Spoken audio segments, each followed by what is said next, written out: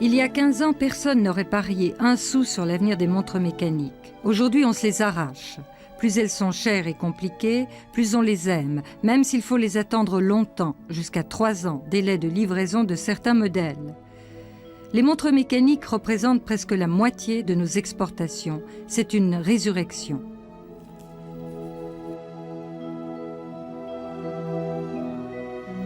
Comme toute résurrection, celle-ci tient du miracle.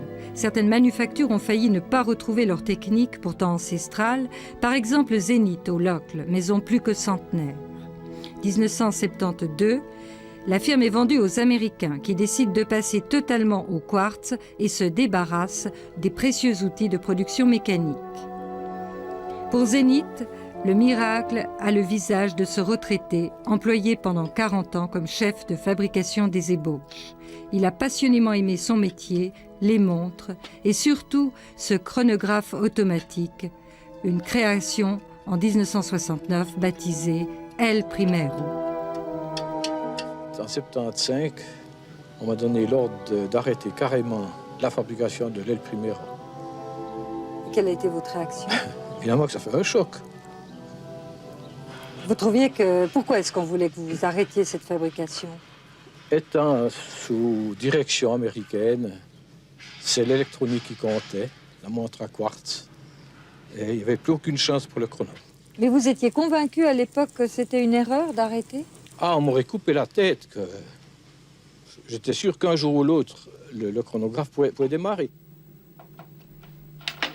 Monsieur Vermaux est tellement sûr de lui qu'il écrit à la direction pour qu'on maintienne un petit atelier où l'outillage de El Primero serait mis en veilleuse et soigneusement conservé.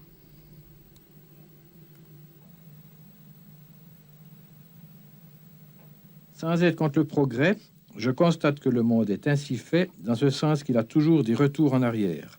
Vous avez tort de croire à l'arrêt total du chrono mécanique automatique. Aussi, je suis persuadé qu'un jour, votre entreprise pourra bénéficier des lubies et modes que le monde a toujours connues.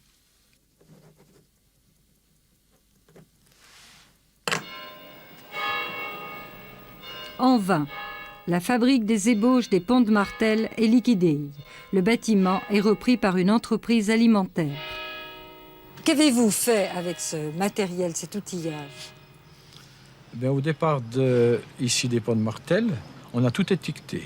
On a donc mis en caisse tout ce qui est cam, tout ce qui est étampe, tout ce qui est outils de coupe, de petites machines qui auraient été mis au débarras. Alors j'ai demandé à la direction de pouvoir m'occuper de tout ce qu'on avait étiqueté, de ces cams, de ces outils de coupe, des étampes, même des dossiers de plans d'opération, de gamme d'opérations, etc., de pouvoir tout mettre en un dans un même local.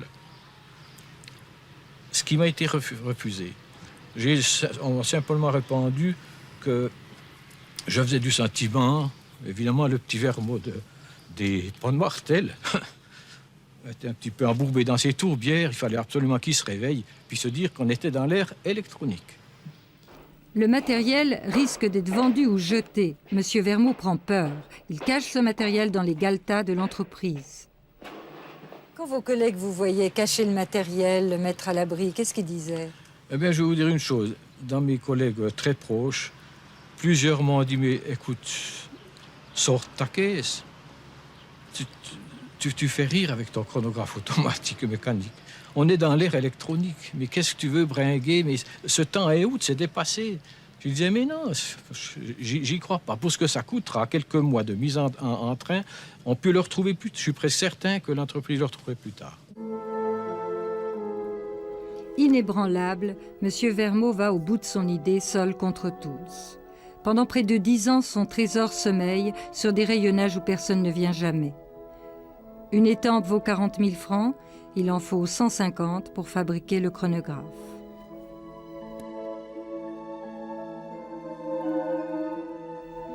Or, un beau jour de 1984, un ingénieur au courant du sauvetage vient lui annoncer la nouvelle. Alors là, quand M. Gerber est venu vers moi me demander si on pouvait ensemble retrouver, sortir tous les outillages et voir la possibilité de remettre en route, alors j'ai dit alors avec plaisir. Vous étiez heureux? Alors oui, là j'étais sans...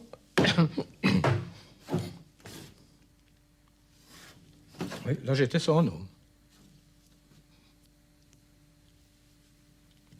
C'était votre rêve qui se réalisait? Tout à fait.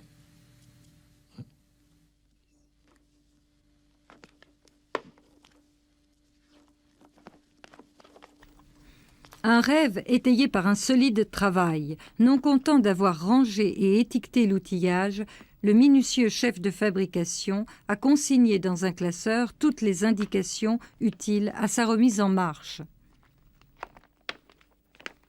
Et la nouvelle direction vous a récompensé? Oui, tout à fait, alors. Voilà aussi une belle pièce qui me fait un énorme plaisir. C'est le El Primero, là? Oui, mais la dernière exécution, donc. Et puis, avec mon épouse, on a été invités à un bon repas. Telle a donc été la bonne surprise trouvée par la nouvelle direction, en l'occurrence Paul Castella, qui a repris Zénith en 1978. Toutes les pièces ont retrouvé leur place, la production du chronographe est repartie, c'est aujourd'hui le produit vedette de la maison.